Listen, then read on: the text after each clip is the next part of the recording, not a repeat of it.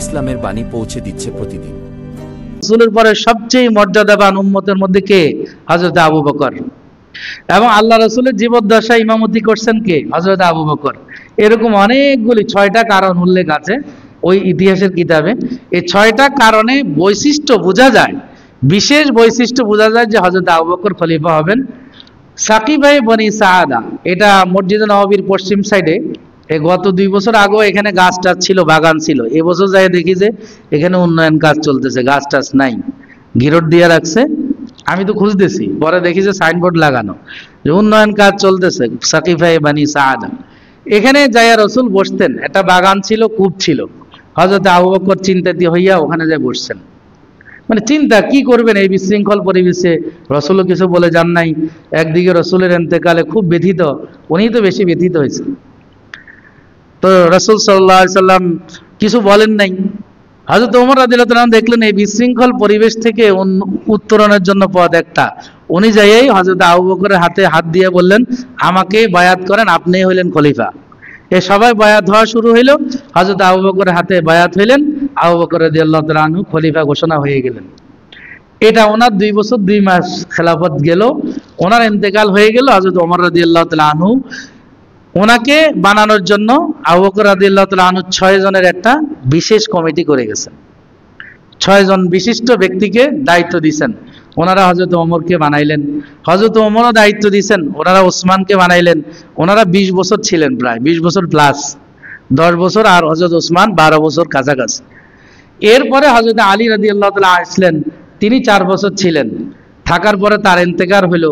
হওয়ার পরে হযরত হাসান ওনার বড় ছেলে, হোসাইন হলো দ্বিতীয় ছেলে, বড় ছেলে হলো হযরত হাসান। হাসান রাদিয়াল্লাহু তাআলা আনহু খলিফা হইলেন। 6 মাস ছিলেন উনি, কিন্তু ইসলামী রাষ্ট্রের মধ্যে একটা বিশৃঙ্খল পরিবেশ তৈরি হয়ে গেছে। এগুলো তো ভবিষ্যৎবাণী আল্লাহ রাসূল দিয়েই গেছেন। এবং হুসাইন রাদিয়াল্লাহু তাআলা শাহাদাত বরণ করবেন, এটাও ভবিষ্যৎবাণী আল্লাহ রাসূল দিয়ে গেছেন, বলে গেছেন।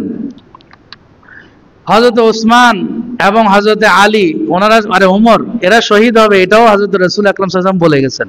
একদিন উহুদ পাহাড়ে উঠছেন আর উহুদ পাহাড় ঝাঁকি দিয়েছে, বুখারীর হাদিসে আছে। রাসূলুল্লাহ সাল্লাল্লাহু আলাইহি ওয়াসাল্লাম বলেন, এই উহুদ পাহাড়, তুমি ঝাঁকি দিচ্ছ কেন? জানো তোমার উপরে একজন নবী আছে এবং 2 জন শহীদ আছে। মানে ওসমান আর হযরত ওমর সাথে ছিলেন। তা অগ্রিম বার্তা আগে দিয়ে গেছেন যে ওনারা শহীদ হবেন। রাসূলুল্লাহ সাল্লাল্লাহু আলাইহি সাল্লাম এটা দিয়ে গেছেন। তো হযরত হাসান রাদিয়াল্লাহু তাআলা আনহু 6 মাসের বেশি টিকলেন না। পরবর্তীতে পর্যায়ক্রমে হযরত মুআবিয়া ইবনে আবি সুফিয়ান, যিনি সিরিয়ার গভর্নর ছিলেন দীর্ঘ সময়, প্রায় 20 বছর উনি গভর্নর ছিলেন। মানে হযরতে ওসমানের জামানায় উনি গভর্নর, হযরতে ওমর রাদিয়াল্লাহু তাআলার জামানায়ও গভর্নর, আলীর জামানায় উনি গভর্নর ছিলেন। পরবর্তীতে উনি প্রভাবশালী রাজনৈতিক ব্যক্তিত্ব গভর্নর ছিলেন, মানে যিনি রাজনীতি রাষ্ট্রনীতি বুঝেন এরকম ব্যক্তিত্ব। পরবর্তীতে উনি খলিফা হয়ে গেলেন। হযরত হাসান পদত্যাগ করার কারণে অটোমেটিক ওনাকে খলিফা ঘোষণা করা হলো। তো ওনার সর্বমোট খেলাফতের জামানা ছিল 20 বছর। উনি ইন্তেকালের সময় বিশেষ ব্যক্তিবর্গের সাথে আলোচনা করে ওনার ছেলেকে, যেটাকে ইয়াজিদ ইবনে মুআবিয়া, এই ইয়াজিদকে উনি খলিফা বানাইছেন। কিছু কিছু ইতিহাস, এখানে ইতিহাসের খেলা, এখানে ইতিহাস আপনারা বুঝেন, জানেন যে ইতিহাস দিয়ে কাউকে মাপা যায় না। আপনি সহজ ভাষায় বুঝেন, বাংলাদেশের 53 বছরের ইতিহাস কতবার পরিবর্তন হয়েছে? 15 বছরে স্বাধীনতার ঘোষক ছিল স্বাধীনতা বিরোধী রাজাকার। কথা বুঝেন নাই মনে হয়? হয়েছে কি হয় নাই? কথায় কথায় এটা বলতো কি বলতে না। কে কাকে ভালোবাসেন না বাসেন সেটা নিয়ে আমার প্রশ্ন না, আমি যেটা বুঝাইতে চাই সেটা বোঝার চেষ্টা করেন। যে 53 বছরে যদি আপনার ইতিহাসটা সঠিক থেকে বেঠিক হয়ে যায়, মানে পুরা উল্টে যাইতে পারে, তাহলে আপনি চিন্তা করেন 1400 বছরের ইতিহাস যেটা আমাদের কাছে পৌঁছছে, এটা কোনো কোরআন হাদিস না যে অকট্টভাবে নির্ভুলভাবে এটা কিয়ামত পর্যন্ত থাকবে, এমনও বিষয় নয়। ঐতিহাসিক বর্ণনা, এই ঐতিহাসিক বর্ণনা সঠিক ব্যাঠিক, অর্থাৎ এখানে মুআবিয়া রাদিয়াল্লাহু তাআলা আনহুকে যে অভিযুক্ত করা হয়, ওনার পক্ষে বিপক্ষের ইতিহাস আছে। কিন্তু কোরআন হাদিস কি বলে? কোরআন হাদিস বলে সাহাবায়ে কেরামের ব্যাপারে বিরূপ মন্তব্য করা ঈমানের জন্য ক্ষতিকর। তাহলে আপনি কোনটাকে গ্রহণ করবেন? যেটা আপনার ঈমান আমল টিকিয়ে রাখবে, ইমান আমল যেই ইতিহাসে ঠিক থাকবে সেটা গ্রহণ করতে হবে, ঠিক না ভাই? ঠিক। শিয়ারা ইতিহাসের মধ্যে অনেক পরিবর্তন করছে। আমাদের দেশে যেভাবে বিষাদ সিন্ধু আসছে, এগুলি শিয়াদের ঐতিহাসিক বর্ণনা থেকে নেওয়া। এই জন্য নিরপেক্ষ বর্ণনা হলো হযরত মুআবিয়া রাদিয়াল্লাহু তাআলা আনহু ওনার বিচার বিশ্লেষণে ইয়াজিদকে পরবর্তী খলিফা নির্ধারণে উনি ভুল করেন নাই, উনি দায়িত্ব দিয়ে গেছেন এবং পরামর্শ করছেন। পরামর্শকরা বলছে যে তাকে বানাইলেও ভালো হবে, তখন হয়তো তিনি ভালো ছিলেন, পরবর্তীতে ওনার স্বভাব চরিত্র সবকিছু পরিবর্তন হইতে পারে। তো উনি তো বেশি দিন লাস্টিং করেন নাই। হযরত হাসান রাদিয়াল্লাহু তাআলা আনহুর আর হোসেন রাদিয়াল্লাহু তাআলা আনহুকে শহীদ করার 4 বছর পরে উনি ইন্তেকাল করছে। ইয়াজিদ 4 বছর পরে ইন্তেকাল করছে। এরপরে তার ছেলে খলিফা হয়েছে মুআবিয়া, হে 6 মাস চালাইছে। এরপরে এই বংশের মধ্যে আর খেলাফত আসেই নাই, ধ্বংস হয়ে গেছে। নবী দৈহিত্রের একটা বদদোয়া, এটা তো স্বাভাবিক। হযরত হোসেন রাদিয়াল্লাহু তাআলা আনহুর বিষয়টা তাহলে এখন আমরা শুনি যে কেমনে উনি কারবালায় গেলেন, কিভাবে হইল। একদম ঐতিহাসিক তাবারি, তাফসীরে তাবারি যিনি লিখেছেন, তার একটা ঐতিহাসিক কিতাব আছে। এবং আমাদের ওলামায়ে কেরামের মধ্যে বিশ্ববিখ্যাত আলেম হযরত মাওলানা মুফতি তাকি উসমানী সাহেব, উনি একটা কিতাব লিখেছেন যে ইতিহাসের কাঠগড়ায় হযরত মুআবিয়া, আপনারা পড়তে পারেন। সেখানে উনি 2 ধরনের ইতিহাস আনি দেখাইছেন যে কোনটা বেশি নির্ভরশীল। এবং আব্দুল্লাহ জাহাঙ্গীর সাহেবের কিতাবও আমি পড়লাম, উনি এই কথাগুলি লিখছেন।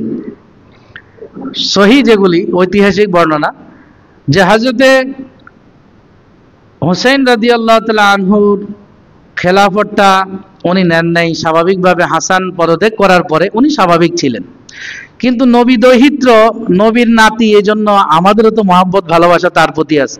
তখনকার জামানার উম্মতের মধ্যেও খুব বেশি ছিল। এর মধ্যে 2 শ্রেণীর লোক মুআবিয়াকে খলিফা হিসাবে মানতে নারাজ ছিল। একটা হলো আহলে মদিনা, মদিনাওয়ালারা, মদিনাবাসী মুআবিয়াকে খলিফা হিসাবে আন্তরিকভাবে মেনে নেয়নি। না মানে নিলেও তো আমরা 15 বছর থাকতে হয়েছে না, কি বলেন? এরকম আর কি, বুঝেন না মনে? আমরা মানলে না মান, মাই তোরা মেহমান, মাই তোরা তুমি মানো না মানো, আমি তোমার মেহমান, আমি তোমার প্রধানমন্ত্রী, মানলে কি আর না মানলে। এরকম পরিস্থিতি আমরা দেখেছি। তো মানে বুঝার জন্য বলতেছি, তাহলে বুঝতে সুবিধা হবে।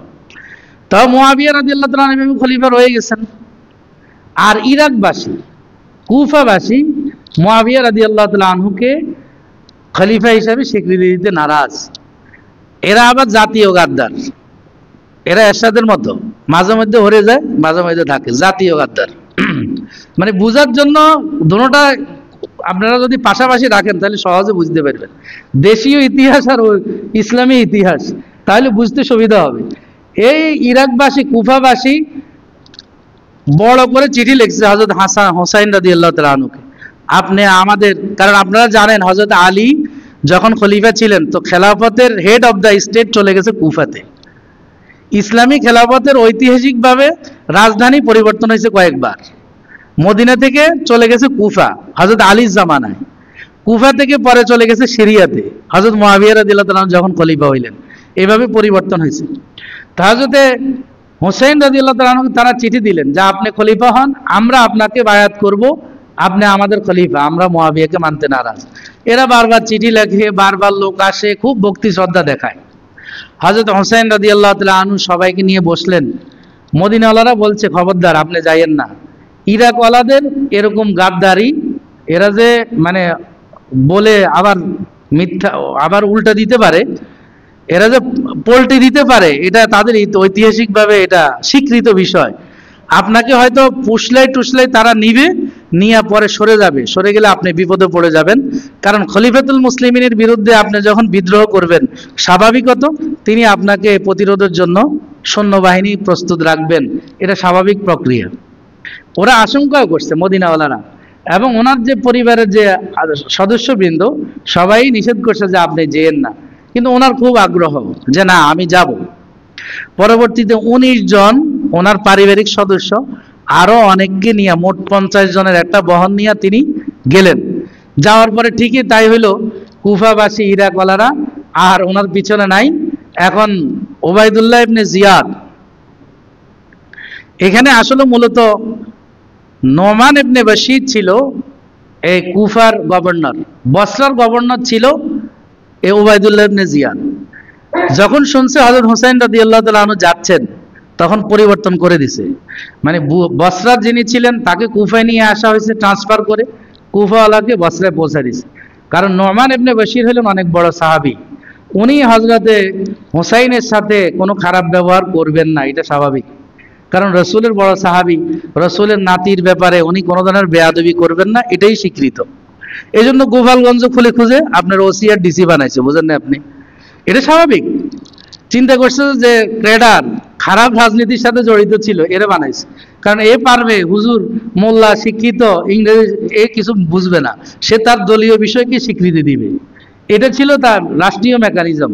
বাস্তবতার সাথে মিলান, 1400 বছর আর 1400 বছর আগের কথা। শুধু 1400 বছর আগের বিষয় পড়লে হবে? এটা বাস্তবের সাথে মিলাইতে হবে। তো কি বলেন? ঐতিহাসিকভাবে আমাদের দেশে